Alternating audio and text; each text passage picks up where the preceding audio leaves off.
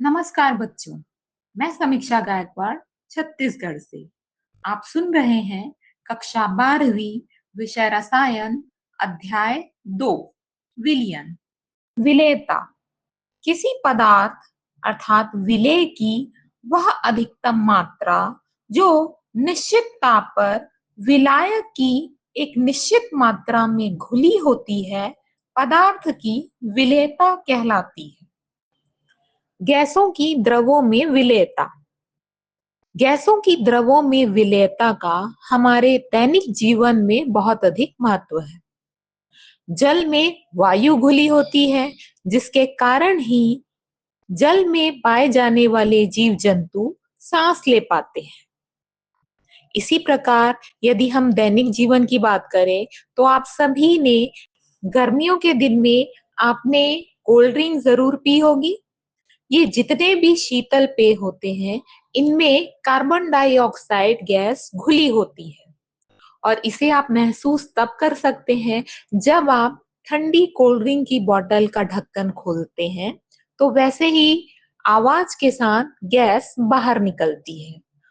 प्रयोगशाला में उपयोग किए जाने वाले कुछ अभिकर्मक जैसे हाइड्रोक्लोरिक एसिड, अमोनियम हाइड्रोक्साइड आदि गैसों के जलीय विलयन हैं। इस प्रकार किसी गैस का घन सेंटीमीटर में वह आयतन जो कि दिए हुए ताप एवं एक वायुमंडलीय दाब पर विलायक के एक घन सेंटीमीटर में घुलकर संतृप्त विलयन बनाता है, गैस की विलेयता या अवशोषण गुणांक कहलाता है। गैसों की विलेयता पर दाब का प्रभाव। प्रयोगों द्वारा यह पाया गया है कि दाब बढ़ाने पर गैसों की विलेयता बढ़ जाती है। इसे समझने के लिए आइए हम एक प्रयोग की कल्पना करते हैं। मान लीजिए हमारे पास एक पात्र है जिसका निचला भाग जलीय विलयन है तथा ऊपरी भाग में गैस भरी हुई है।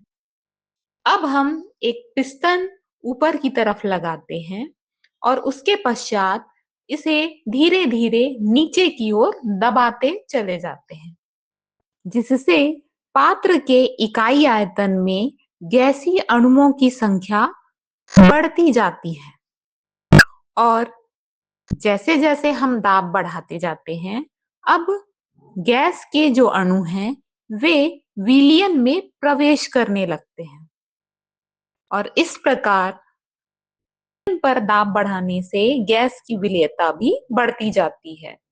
सर्वप्रथम किसी गैस की विलेयता और दाब के बीच हेनरी ने संबंध स्थापित किया था, जिसे हम हेनरी का नियम कहते हैं। इस नियम के अनुसार स्थिर ताप पर किसी गैस की द्रव में विलेयता गैस के दाब के समानुपाती होती है। माना द्रव के इकाई आयतन में गैस की मात्रा m ग्राम है तथा विलयन के साथ साम्यावस्था में गैस का दाब P है, तो m is proportional to P। अब इसके पश्चात प्रोपोर्शनल साइन हटाने पर हमें इक्वेशन प्राप्त होगा m is equals to K into P। K को पक्षांतरित करने पर m by P equals to K, जहां K एक समानुपाती स्थिरांक है। हेनरी के नियम की सीमाएं। एक, यह नियम केवल तनु विलयनों के लिए ही लागू होता है। यदि गैस द्रव में अत्यधिक विलेय है तो यह नियम पूर्णतः पालन नहीं होता है। दो, दाब निम्न तथा ताप उच्च होना चाहिए, अर्थात गैस को आदर्श गैस के समान व्यवहार प्रदर्शित करना चाहिए। तीन, गैस को विलायक के साथ अभिक्रिया करके कोई यौगिक नहीं बनाना चाहिए तथा विलायक के साथ गैस का संयोजन या वियोजन नहीं होना चाहिए।